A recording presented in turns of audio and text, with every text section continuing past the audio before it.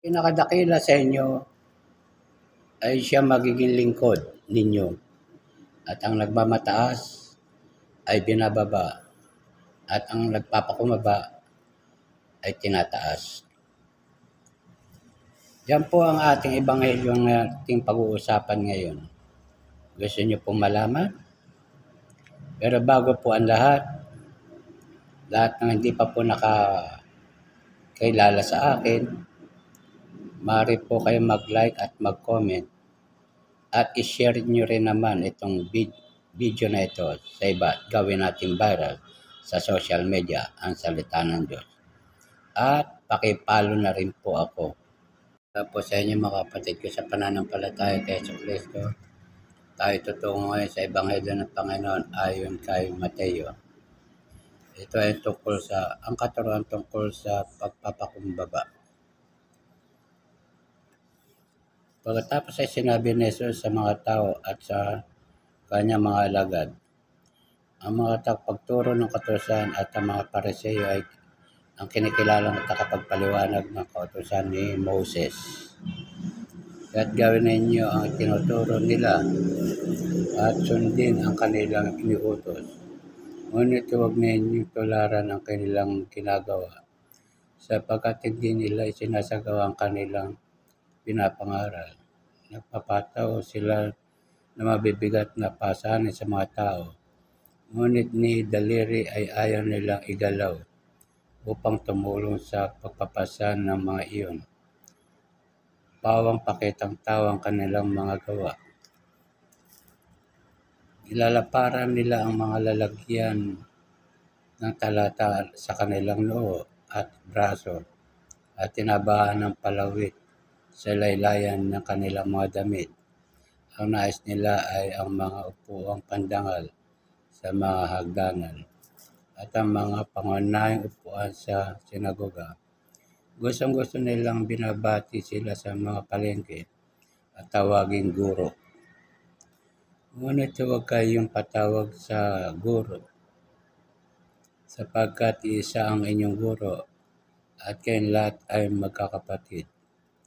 Huwag ninyong tawaging ama ang sinumang tao sa lupa, sapagkat isa ang inyong ama, ang Ama na nasa langit. Huwag kayong patawag na takapagturo, sapagkat isa ang inyong takapagturo, ang Kristo. Ang pinakadakila sa inyo ay magiging lingkod ninyo at ang nagmamataas ay bababa at ang nagpapakumbaba ay tinataas.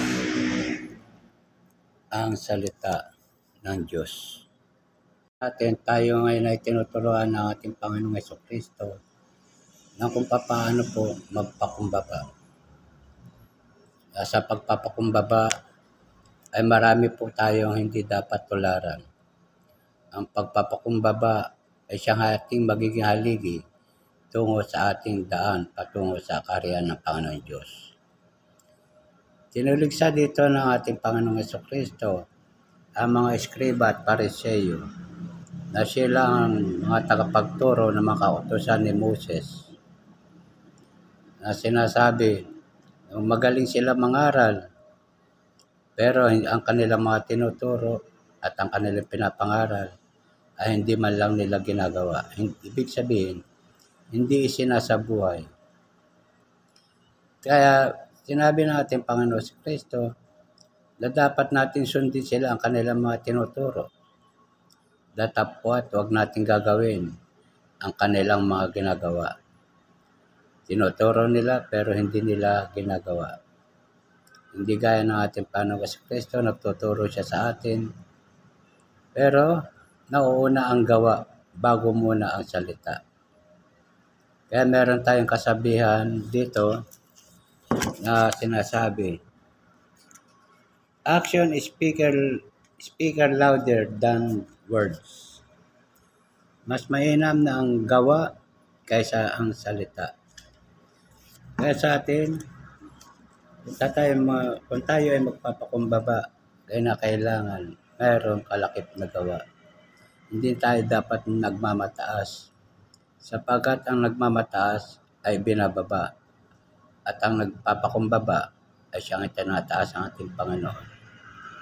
Kaya sinabi ng ating Panginoon sa Kristo, huwag nating tutularan ang mga ginagawa ng ibang mga Pariseo.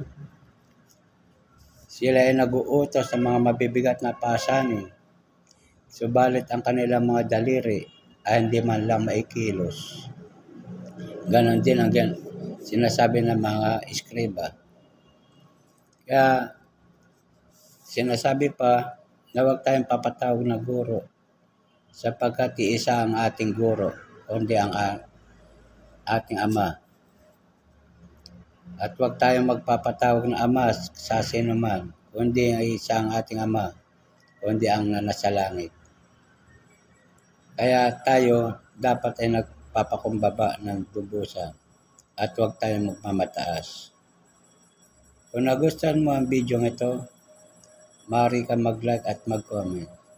I-share mo rin naman sa iba at gawin natin viral sa social media ang salita ng Diyos. God bless po.